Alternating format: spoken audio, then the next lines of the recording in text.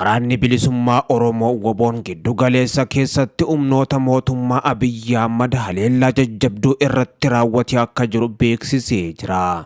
Waraanni bilisummaa Oromoo WBOn Birgeediin Jagamaa Badhaanee humna diinaa uummata Oromooti kan jedhuun waraana mootummaa Biltsiginnaadhaa dhukkee irraa kaasaa ooluun beekamee jira. Amboo araddaalee hedduu keessatti lola barii lafaa eegalee WBOn diina burkuteessaa jiraachuusaa kan beeksise lola kanaanis waraana hedduu barbadeessee jiraachuu beeksisee jira. Waraanni bilisummaa Oromoo WBOn lola Shaggar Lixaatti gaggeessaa jiru kanaan humnoota mootummaa Abiyyi Ahmad walmakootaan hedduu isaanii barbadeessee akka jiruu fi hedduu isaanii boojuudhaan hidhannoo gurguddoos irraa hiikee akka jiru beeksisee jira.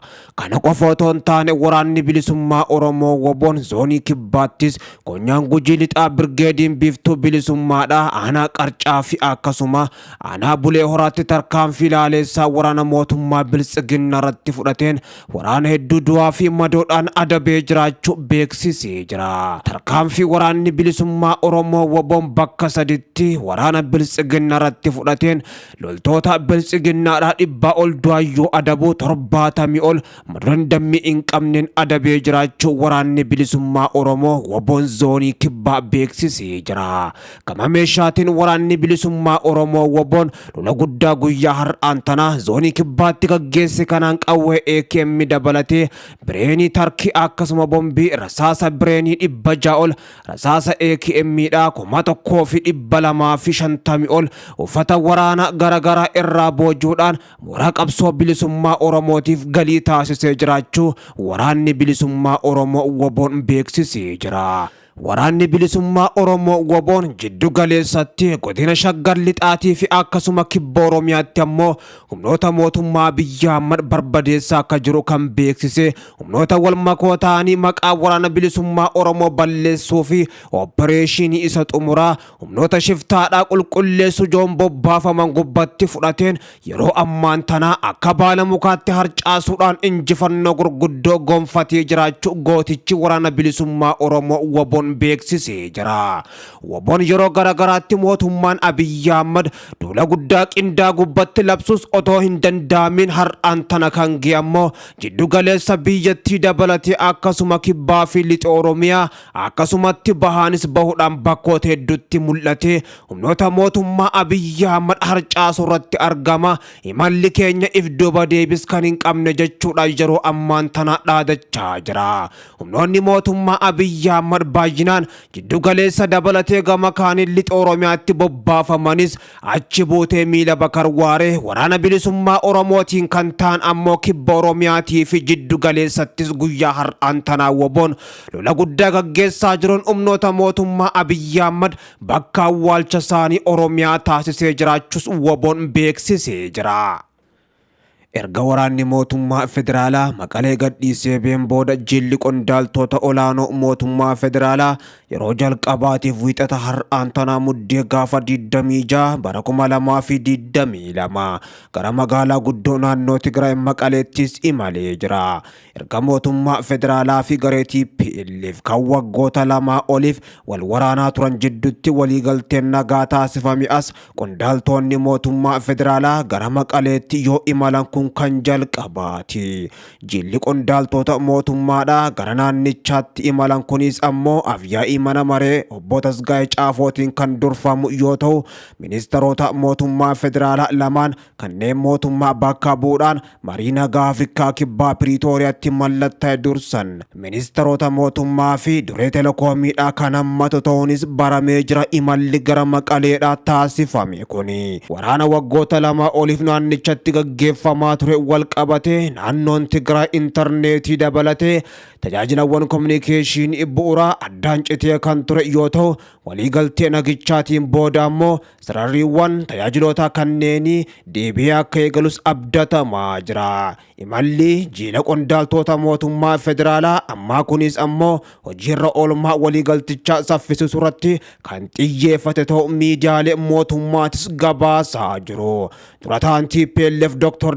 Dabratsiyoon Gabra Mikaa'el gama isaaniitiin mootummaan federaalaa waadaa seene hojiirra oolchaa hin jiru jechuudhaan torban darbe keessa komii dhageessisuun isaanii ni yaadatama. Haa ta'u malee ministeerri muummee Itoophiyaa Abiy Ahmad adeemsi hojiirra oolmaa waliigaltee nagaa mootummaa fi TPLF jidduutti taasifame abdii qabeessa jechuudhaan ibsanii jiru. Kana malees mootummaan isaanii nagaadhaaf kutannoo cimaa qabaachuus Abiy Ahmad dabaluudhaan kaasanii jiru. Haa ta'u malee loltoonni Eertiriyaa daangaa naannoo Tigraay keessatti ammallee dararaa raawwataa jiraachuun isaanii himatamanii fi humnoonni naannoo ollaa Amaaraa naannicha keessa jiraachuun ammoo adeemsa hojiirra oolmaa nageenya kana guutumattuu ammoo akka hin mirkanoofne godhaa jira jechuudhaan sodaatamaa jira. Ji'a tokko dura Afrikaa kibbaa magaalaa Piriitooriyaatti itti aansee ammoo Kiiniyaa magaalaa Naayiroobiitti waraana waggoota lamaaf dhiiga dhangalaasaa ture dhaabuudhaaf mootummaa federaalaa fi TPLF gidduutti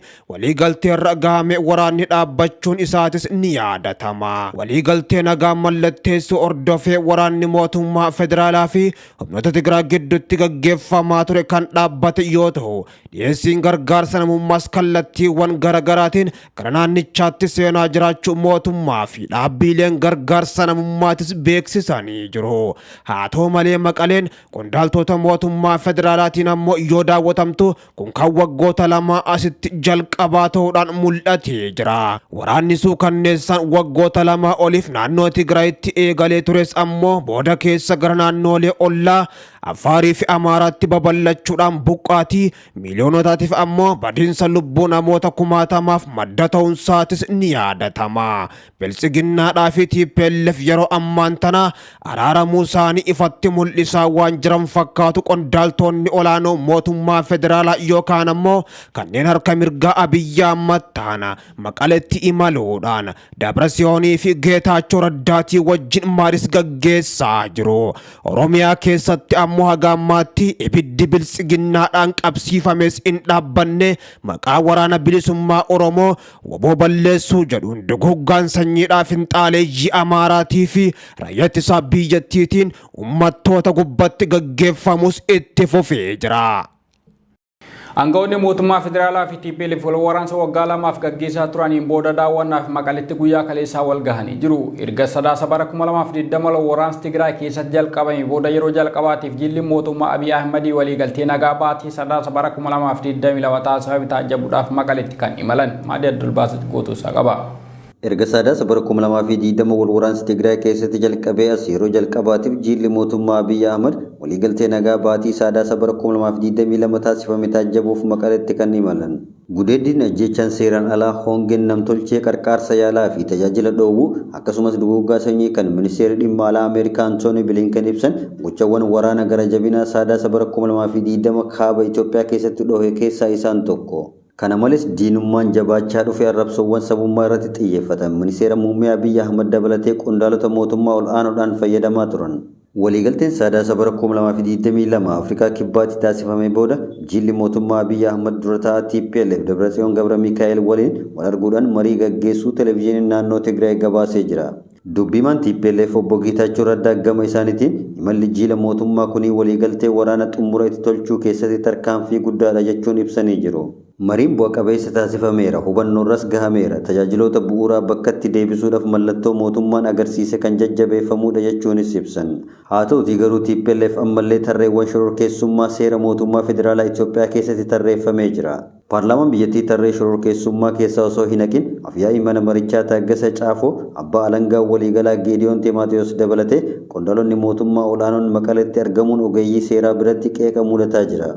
Gama birootiin miseensonni jiila kanaa eegdota of biratti qabatanii dhufuu dhabuun isaanii Tigraay waliigaltee kana raawwachiisuudhaaf xichoomina akka qabduu fi akka amantee qaban kan raggaasisedha jechuun obbo Geetaachoo Raddaa fuula Tiwiitaraa isaanii irratti barreessaniiru. Marii Maqaleetti miseensota jiila aangawoota federaalaa fi bakka bu'oota TPLF gidduutti taasifame irrattis dursaan TPLF Dabratsiyoon Gabra Mikaa'el waliigalteen taasifame guutumaan hojiirra akka oolfamuuf humnootni Eertiraa fi naannoo Amaaraa naannicha keessaa akka bahaniif gaafatanii jiru. Gama kaaniin ambaasaadar Reedwaan Huseen akka jedhanitti guyyaa har'aa jilichi erga Maqaleedhaa deebi'een booda ministeera muummee Abiy Ahmadiif ibsa kennuu eeruudhaan ministeerri muummee Abiy Ahmad tajaajilawwan bu'uuraa naannicha keessatti deebisanii eegalchiisuun cimee akka itti fufu ajaja kennanii jiru jedhan. Haaluma kanaanis daandiin qilleensaa Itoophiyaa muddee 28 bara 2022 irraa kaasee tajaajila geejjiba qilleensaa kennuu akka eegalu beeksisee jira. Itiyoo Telekoomis gama isaatiin hojiiwwan isaa naannicha keessatti hojjetaa jiru ilaalchisuudhaan ibsa akka kennu eegamaa jira. Kana malees raayyaan ittisa biyyaa Itoophiyaa hanga kamisa muddee 29 bara 2022tti magaalaa guddoo naannoo Tigraay kan taate Maqalee seenuudhaan itti gaafatamummaa irraa eegamu akka bahu ibsamee jira.